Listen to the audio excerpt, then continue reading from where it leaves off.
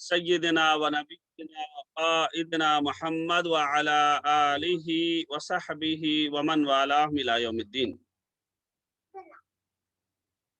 क़ाल अल्लाहु अज़्ज़ व जल फ़िल क़ुरआनिल मजीद अऊज़ु बिल्लाहि मिनश शैतानिर रजीम बिस्मिल्लाहिर रहमानिर रहीम इन्नी वज्जहतु वजहिया लिल्लज़ी फ़तरस समावाति वल अर्द हनीफ़ा व मा अना मिनल मुशरिकीन। तमाम तरह की तारीफ़ें उस ज़ात बाबरकत के लिए ख़ास हैं जिस ज़ात ने हमें इस्लाम जैसी अजीम नेमत और ईमान जैसी अजीम दौलत से नवाजा। लाखों दरूद व सलाम हो मेरे और आपके आका रहमतुल लिल आलमीन मोहम्मद सल्लल्लाहु अलैहि वसल्लम पर, जिन्होंने अल्लाह के पैगाम को मुकम्मल तौर पर हम तक पहुंचा गए। मुअज़्ज़ज़ सामीन, आप सभी को मेरा इस्लामिया तहिया अस्सलामु अलैकुम व रहमतुल्लाहि व बरकातुहू।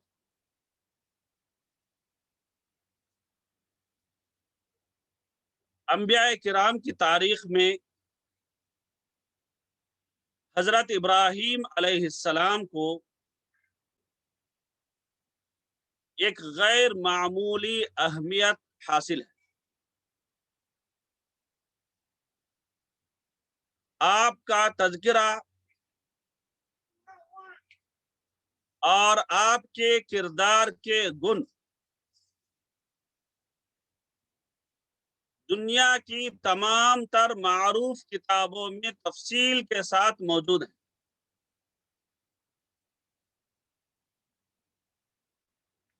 दुनिया का कोई भी ऐसा खित्ता नहीं है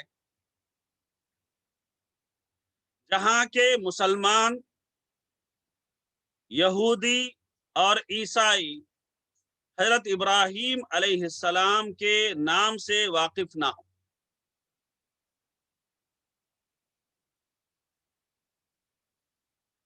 दुनिया के अक्सर लोग उनको अपना पेशवा और रहनुमा मानते हैं।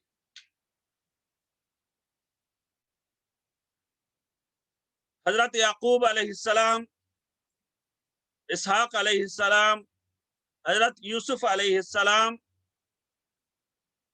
मूसा अलैहिस्सलाम, ईसा अलैहिस्सलाम और हजरत इस्माइल अलैहिस्सलाम और मेरे और आपके आका मोहम्मद सल्लल्लाहु अलैहि वसल्लम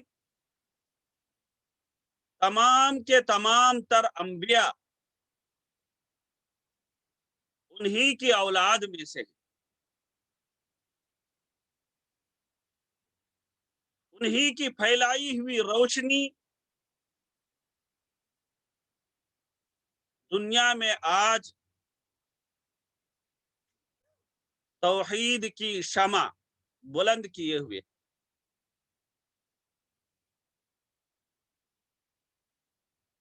कुरान मजीद में आपका तज़किरा तकरीबन 40 पर 7 मरतबा आया है और एक सूरे का नाम भी जैसा कि हम जानते हैं सूरह इब्राहिम। और कुरान इब्राहिम अलैहिस्सलाम की सीरत को हम सब के लिए आइडियल और नमूना बताता है। तो अल्हम्दुलिल्लाह हजरत इब्राहिम अलैहिस्सलाम की सीरत का एक हिस्सा गुज़िश्ता हफ्ता हमने सुना। आज बाकी जो हिस्सा है मुख्तसर तरीके से इंशाअल्लाह जानने की कोशिश हम करेंगे। मुअज़्ज़ज़ सामीन, सूरतुल अनआम की 70 पर 5वीं आयत से 80 पर 3वीं आयत तक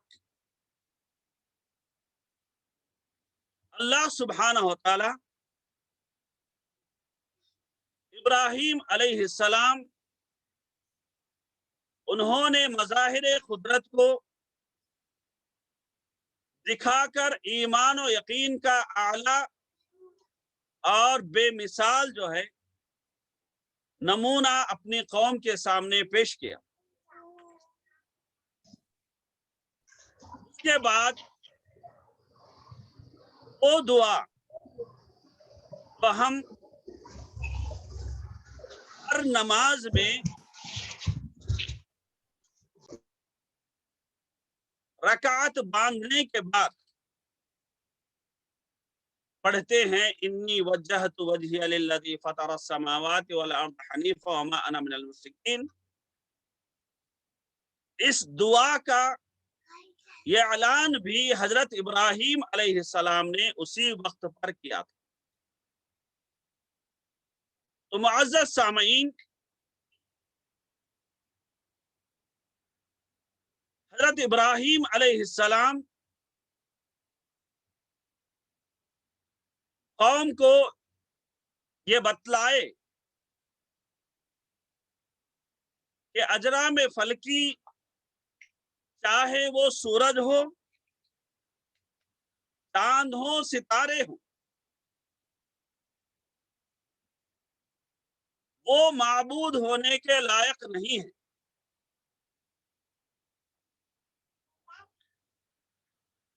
उनको हमेशा देखभाल की जरूरत होती है। वो सब खालिक के बनाए हुए और उसके हुक्म के ताबे हैं। कभी तुलू होते हैं तो कभी गुरूब होकर नजरों से गायब हो जाते हैं। अल्लाह सुब्हानहू तआला की जात पोशीदा जात नहीं है।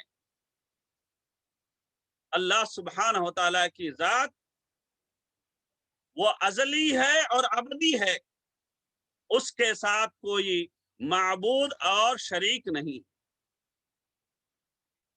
चुनांचे मुअज़्ज़ज़ सामईन, अल्लाह सुब्हानहू तआला भी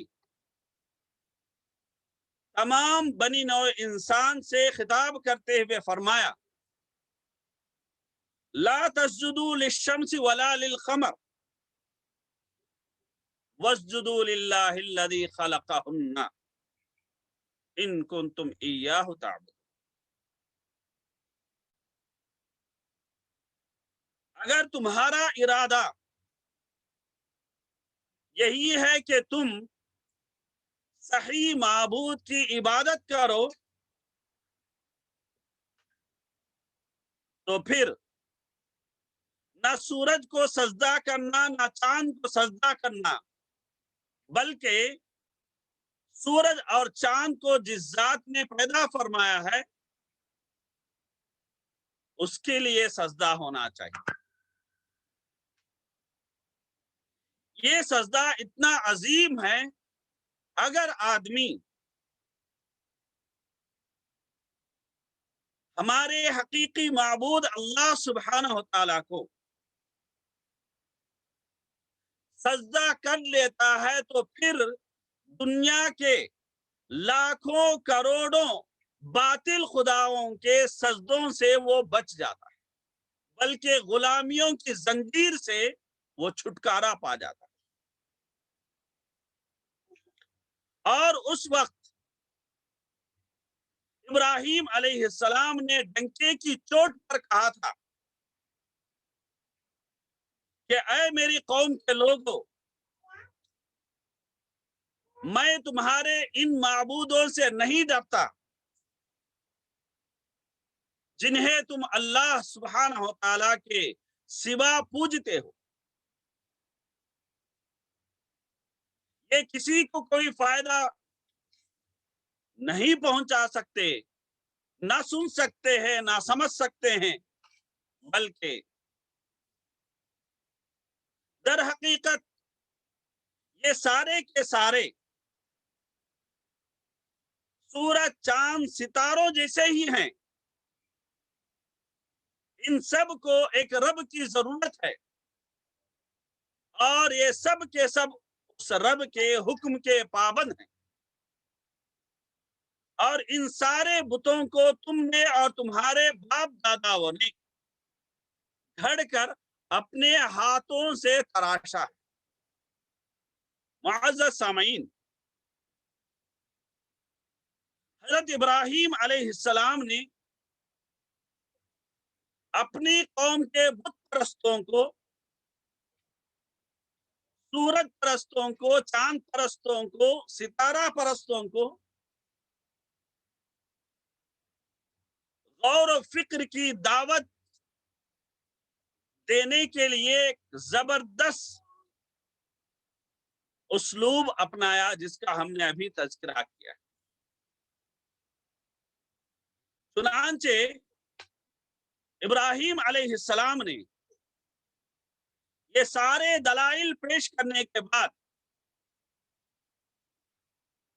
قوم سے خطاب کرتے ہوئے فرمایا، اذ قال لأبیہ وقومہ ما هذه التماثيل التي انتم لها عاکفون۔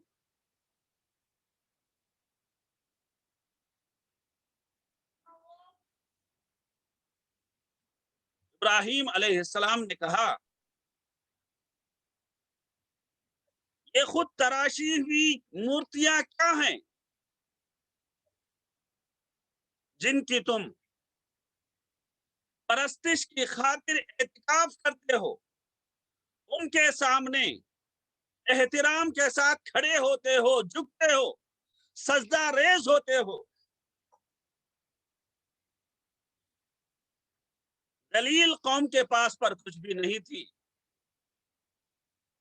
تو انہوں نے کہا، قالوا وجدنا آباءنا لها عابدین، ہم نے اپنے باپ دادا کو ان کی پرستش کرتے ہوئے دیکھا ہے۔ تو فوراً ابراہیم علیہ السلام نے کہا،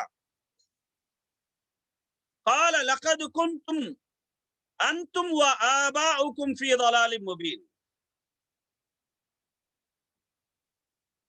ابراہیم علیہ السلام نے فرمایا، تم بھی گمراہ ہو اور تمہارے باپ دادا بھی کھلی گمراہی میں پڑے ہوئے۔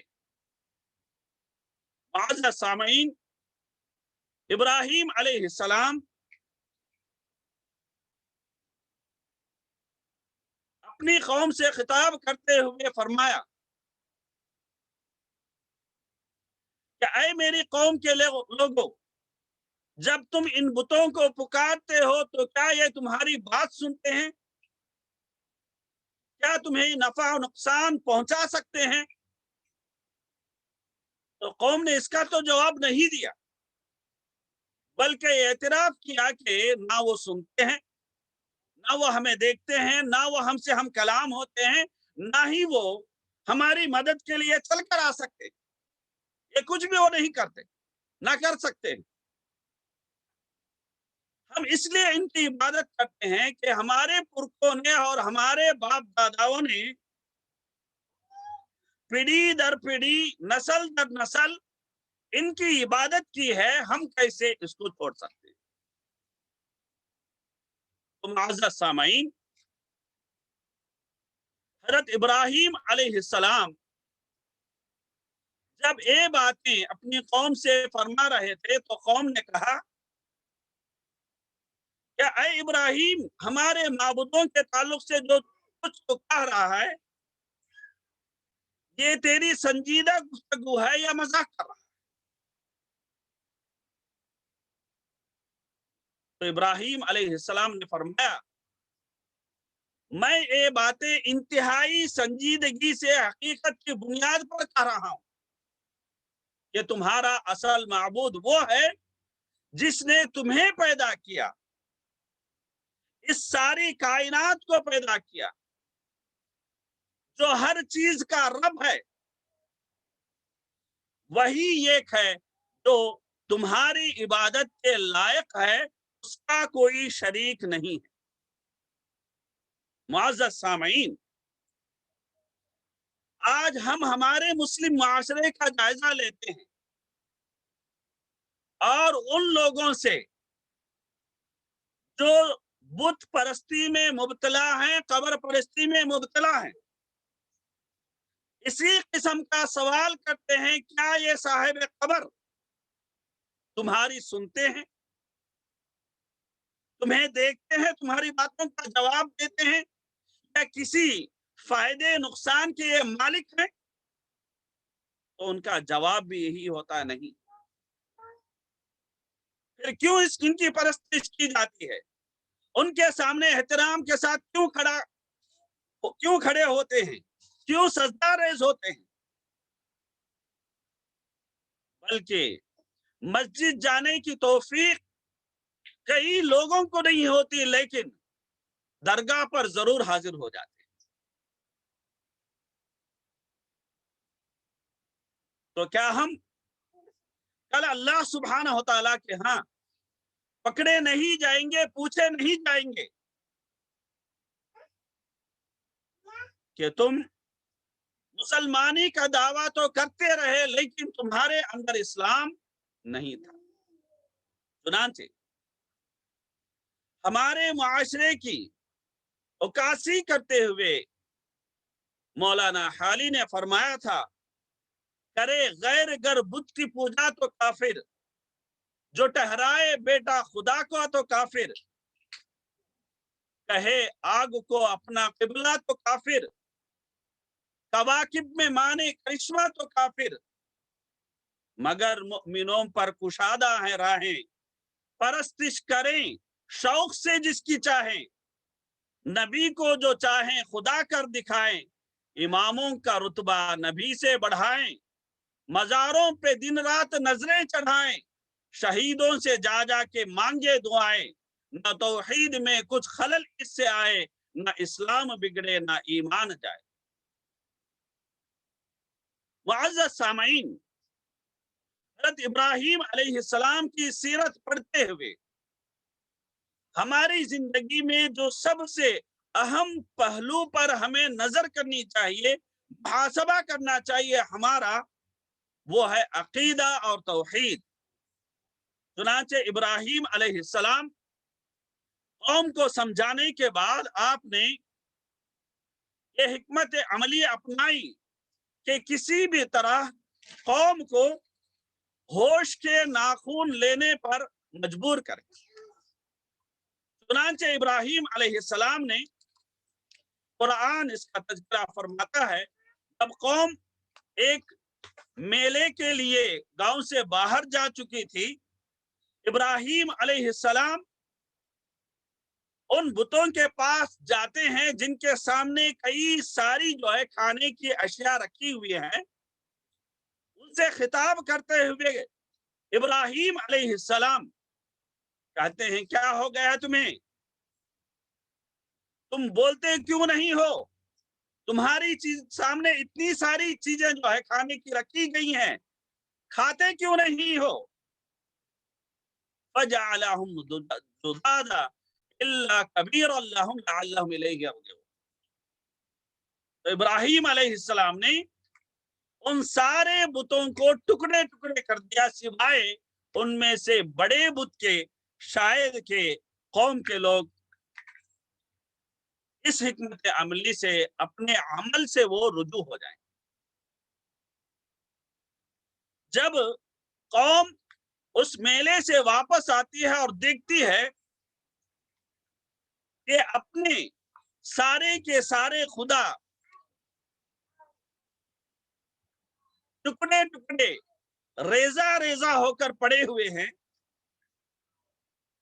تو غصے میں آ کر وہ کہتے ہیں، من فعل هذا بآلهتنا انه لمن الظالمین۔ تو اس وقت ابراہیم علیہ السلام کو بلایا جاتا ہے اور ابراہیم علیہ السلام سے پوچھا جاتا ہے، تو اس وقت ابراہیم علیہ السلام انہیں عبرت سکھانے کی خاطر کہتے ہیں کہ کلہاڑی جو سب سے بڑے ہاتھ میں ہے، آپ کیوں مجھ سے سوال کرتے ہیں؟ اسی مجھ سے سوال کر لیں۔ وہی تو تمہاری نظر میں تمام بتوں سے بڑا مہان بت ہے۔ تو معزز سامعین، بات وہ لوگوں کو سمجھ میں آ گئی کہ ابراہیم علیہ السلام کیا کہنا چاہتے۔ تو اس وقت ابراہیم علیہ السلام نے فرمایا، قال افتعبدون من دون اللہ ما لا ينفعكم شيئا ولا يضركم اف لكم ولم تعبدون من دون اللہ فلا تعقلون۔ تمہیں کیا ہو گیا؟ تم ایسی چیزوں کی عبادت کر رہے ہو جو تمہیں نہ نفع پہنچا سکتے ہیں اور نقصان پہنچا سکتے ہیں۔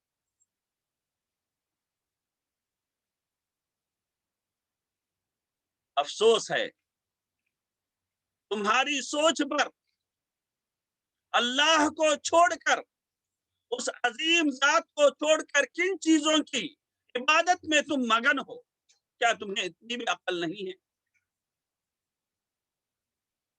معزز سامعین، آج ہمیں اپنے نفس کا محاسبہ بھی کرنا چاہیے کہ دین اسلام جس کی اصل پہچان اور شان توحید ہے، شاید نے کہا وہ دین جس سے توحید پھیلی جہاں میں، ہوا جلوہ گر حق زمین و زماں میں، رہا شرک کا باقی نہ وہم و گمان میں، وہ بدلا گیا آ کے ہندوستان میں، ہمیشہ سے اسلام تھا جس پر نازا، وہ دولت بھی کھو بیٹے آخر مسلمان۔ معزز سامعین، آج ہمارے کئی سارے مسائل ہیں عالمی سطح پر، لیکن سب سے بڑا مسئلہ اور سب سے بڑی مصیبت وہ ہے کہ ہم توحید کی جگہ شرک کو دے چکے۔ اللہ سبحانہ و تعالیٰ پر یقین، اللہ سبحانہ و تعالیٰ کی ذات پر بھروسہ کرنے کے بجائے دیگر چیزوں پر ہمارا بھروسہ بڑھتا جا رہا ہے۔ بہرحال قوم نے ابراہیم علیہ السلام کے تعلق سے کہا، حرقوہ وانصروا آلہتکم ان کنتم فاعلین، اور خطرناک آگ سلگائی گئی۔ اور سیرت نگار لکھتے ہیں کہ اس وقت اتنی بڑے پیمانے پر الاؤ بھڑکایا گیا کہ 3 کلومیٹر کے فاصلے پر اڑنے والا پرندہ بھی اس پر اس آگ کے جو ہے لپیٹ میں آ جاتا تھا اور وہ جل کر راکھ ہو جاتا۔ اور اس ایندھن کو جمع کرنے کے لیے قوم کے لوگ منت مانگتے تھے، جاہل عورتیں بھی منت مانگتی تھیں کہ ہماری اگر یہ فلاں مراد اگر پوری ہو جائے تو ہم لے جا کر ایندھن جو ہے اس الاؤ کے لیے دیں گے۔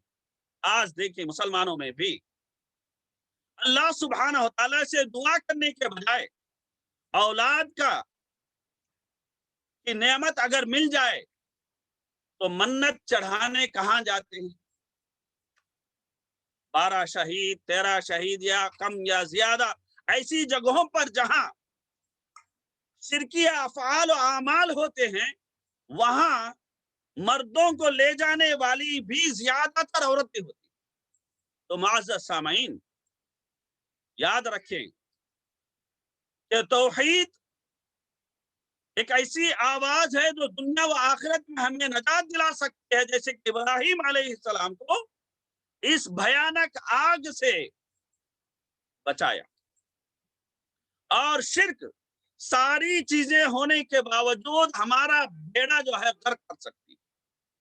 چنانچہ ابراہیم علیہ السلام کے لیے جب یہ الاؤ بنایا گیا تھا تو اس میں ابراہیم علیہ السلام کو، کیونکہ بہت ہی تیز آگ تھی، پھینکنے کے لیے ایک توپ تیار کیا گیا، اور توپ میں بٹھا کر ابراہیم علیہ السلام کو پھینکنے کے لیے جب تیار تھے، جبریل علیہ السلام بھی آئے، لیکن ابراہیم علیہ السلام نے کہا کہ تمہاری کوئی مجھے ضرورت نہیں ہے، اللہ سبحانہ و تعالیٰ کی مجھے ضرورت ہے۔ اور بارش کا فرشتہ بھی انتظار میں بیٹھا ہے کہ اللہ کا حکم کب آئے اور میں بارش برسا دوں. لیکن قربان جائیں آپ ابراہیم علیہ السلام کے توکل پر اور بھروسے پر، جس کی بنیاد پر اللہ سبحانہ و تعالیٰ نے سیدھے آگ کو حکم دیا، قلنا یا نارو کونی بردم و سلاما علی ابراہیم. ہم نے حکم دیا کہ اے آگ ٹھنڈی ہو جا اور ابراہیم پر موجب سلامت بن جا. تو ابراہیم علیہ السلام جب اس آگ میں آپ کو پھینکا جا رہا تھا، کہا جاتا ہے کہ ان کے جسم کے ان کے اپنے کپڑے نکال کر دوسرے کپڑے پہنائے گئے، کیونکہ ہو سکتا ہے لوگ کہیں کہ اتنی بڑی آگ بھی ابراہیم علیہ السلام اس لیے جلا نہیں سکتی کہ ان کا زیب تن کیا ہوا لباس کی برکت تھی.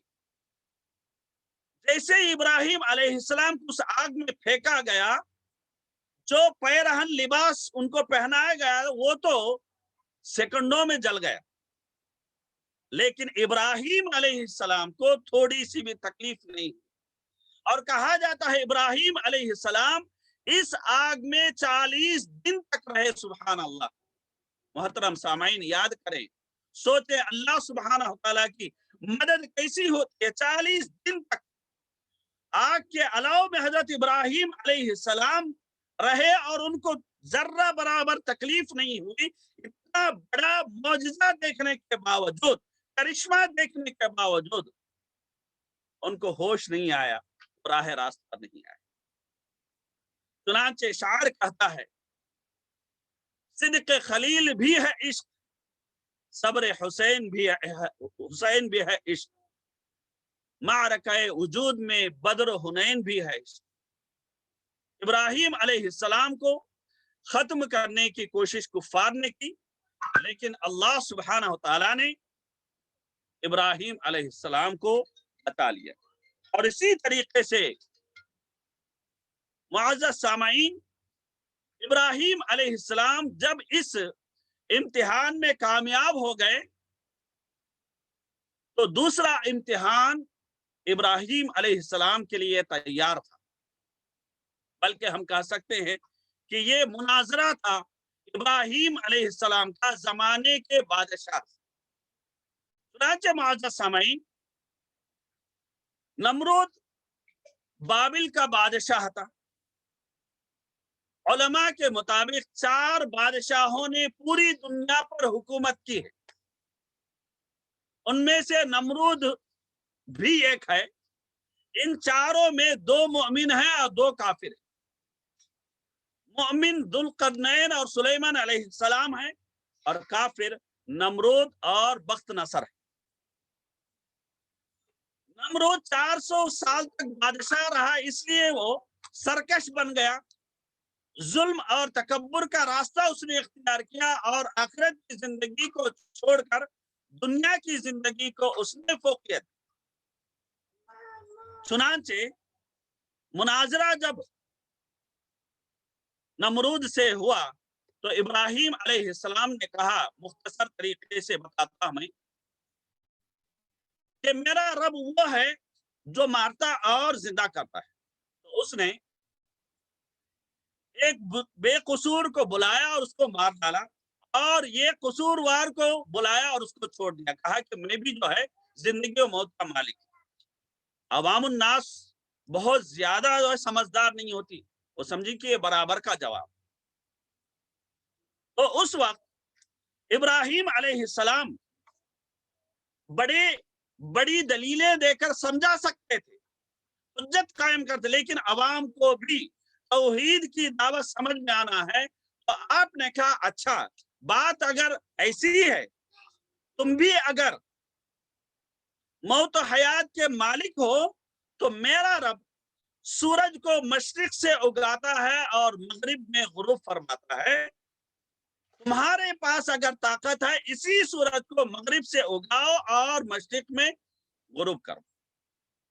تو قرآن کہتا ہے فَبُهِتَ الَّذِي كَفَرَ. تو بات سے اس کے سمجھ میں آ گئی کہ میں صرف جو ہے ایک علاقے کا بادشاہ ہو سکتا ہوں، पूरे जहां का मैं मालिक व खालिक नहीं हो सकता। लेकिन उसने इब्राहिम अलैहिस्सलाम से कहा कि अगर तुम्हारा खुदा इतना ताकतवर है तो फिर उस खुदा को, उसकी फौज को तैयार करो, मैं अपनी फौज को तैयार करता हूं, मुझसे वो बादशाह छीनने से पहले मुझसे जंग करे और मुझे हराए। तो इब्राहिम अलैहिस्सलाम ने उस वक्त भी उसको समझाने की कोशिश की, लेकिन वो समझा नहीं। तो अल्लाह सुब्हानहू तआला से इब्राहिम अलैहिस्सलाम ने दुआ की कि ऐ अल्लाह, ये इतनी बड़ी फौज लेकर मुझसे जंग करने के लिए तैयार हो रहा है, तेरी जात बहुत बड़ी है, तू बड़ा ताकतवर है। दुनिया की जो अदना सी मखलूक मच्छर है, जो कि कई दीगर जानवरों की ग़िज़ा है, ऐसी मखलूक को फौज के तौर पर भेज। सुभान अल्लाह।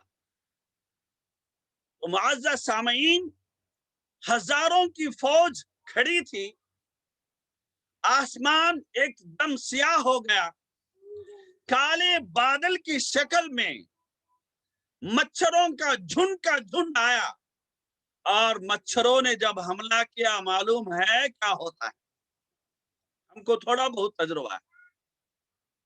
तो सारी की सारी फौज तितर बितर हो गई, और उसमें से एक मच्छर इस जलील नमरूद के नाक के जरिए दिमाग तक पहुंच गया, और इतना उसको सताया, इतना उसको सताया, कई किस्म का उसने इलाज किया, लेकिन इलाज नहीं था। बिल आखिर उसने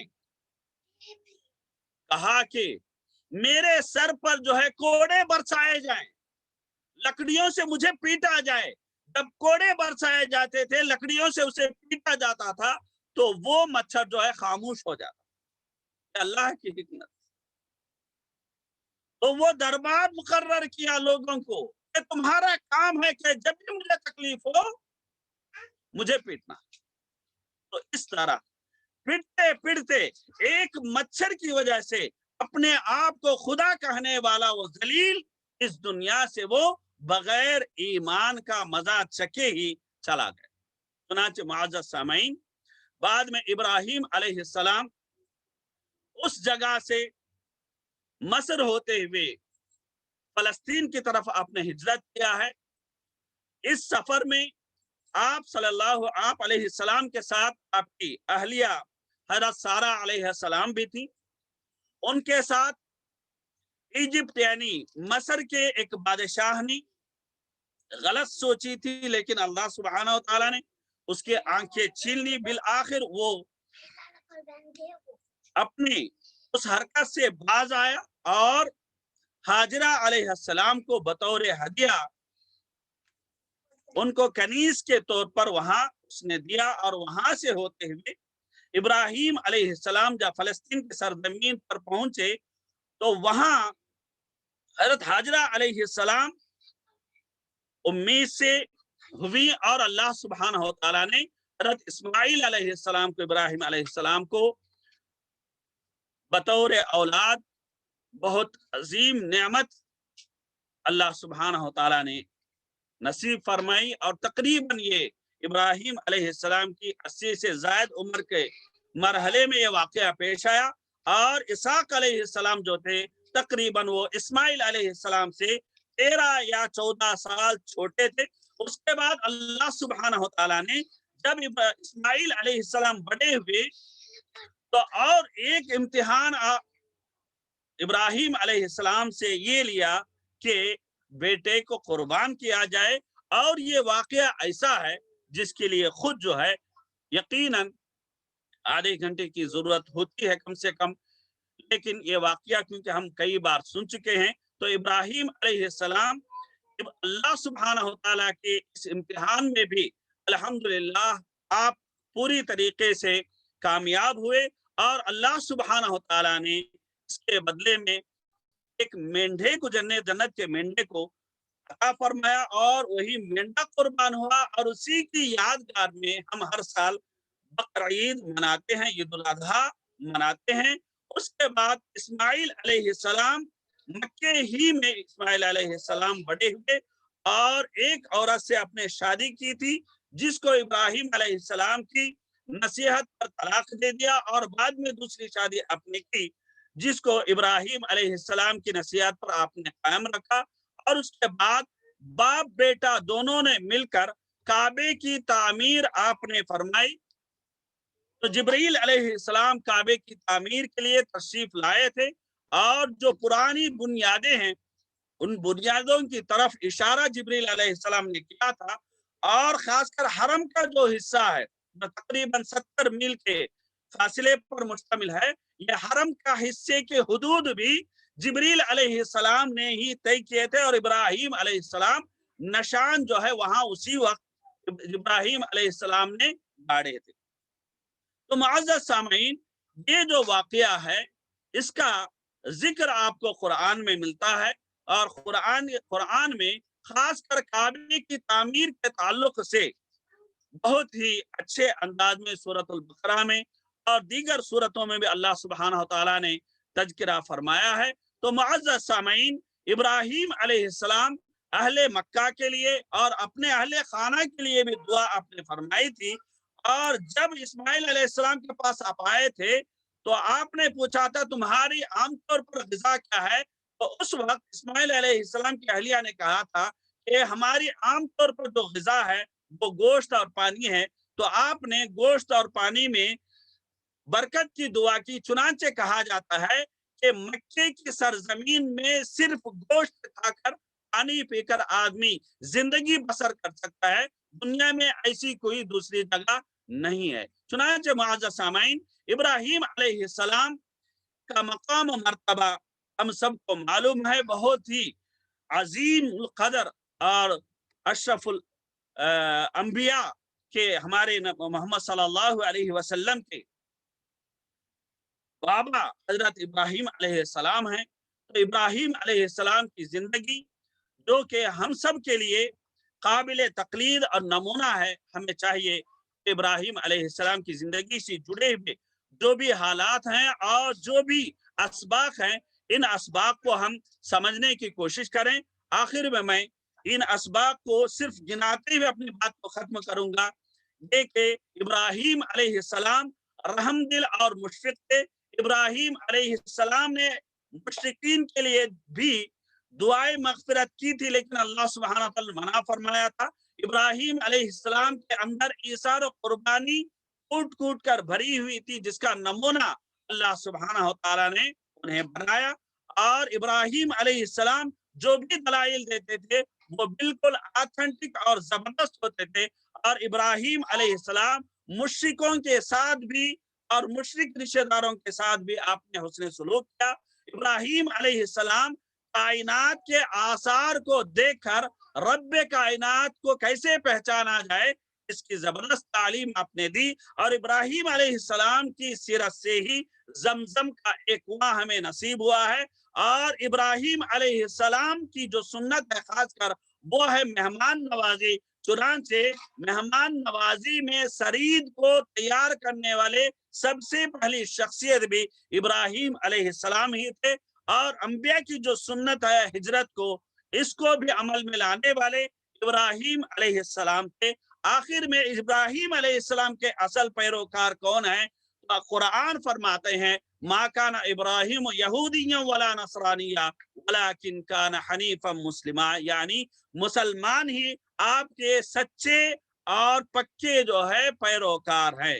تو معزز سامعین، یاد رکھیں کہ مسلمان کی ذات کیسی ہے، اس کا اندازہ ہمیں ہونا چاہیے۔ ابراہیم علیہ السلام اپنی اہلیہ محترمہ حضرت سارہ علیہ السلام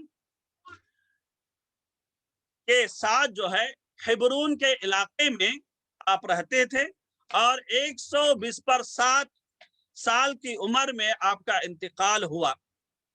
تو معزز سامعین، آخر میں ان اشعار کے ذریعے میں اپنی بات کو ختم کرتا ہوں، اور ہم سب کے لیے یہ اشعار جو ہے ایک جذبہ بھی ہے، ایک ولولہ بھی ہے۔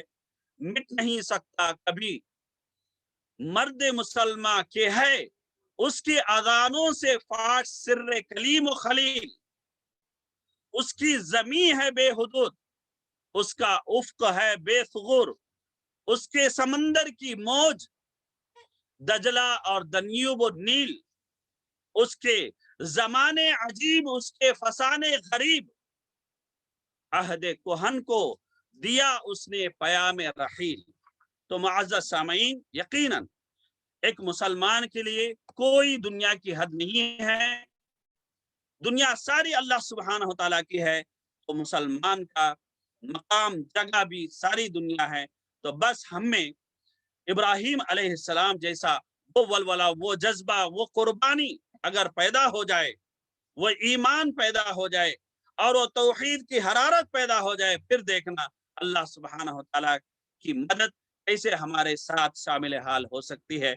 बहरहाल जो भी बातें मुख्तसर तरीके से की गई हैं, कही गई बातों में हक को अपनाने और उसके मुताबिक जिंदगी गुजारने की तौफीक अल्लाह सुब्हानहु तआला कहने वाले मुझे, सुनने वाले आपको, हम सब को अता फरमाए, आमीन। और अगर कोई लफ्ज़िश गलती अगर इस दौरान हुई है तो अल्लाह सुब्हानहु तआला दरगुजर फरमाए। अल्लाह सुब्हानहु तआला हम सब को हमारे आल में, औलाद में, सेहत में अल्लाह सुब्हानहु तआला बरकत अता फरमाए।